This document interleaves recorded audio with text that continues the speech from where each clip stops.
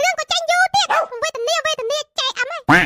បាយមួយថ្ងៃ7ហើយកំតែស្មុគស្មាញនឹងជីវិតខ្លាំងពេកដើរមួយជំហានដោះស្រាយមួយជំហានទៅអ្នកណាក៏គេជួបទុកលំបាករបស់ខ្លួនដែរដោយពាក្យចាស់គេនិយាយថាក្រោយភ្លៀងណាមេឃស្រឡះមែនទេក្រោយភ្លៀងបាយផឹក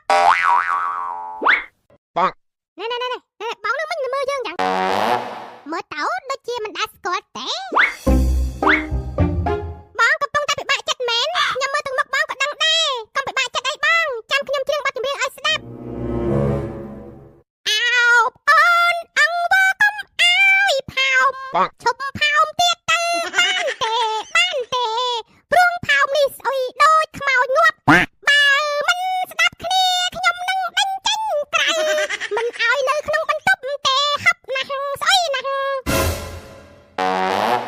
មិនដែរបងមានអារម្មណ៍ស្រស់ស្រាយឡើងវិញនៅខ្ញុំ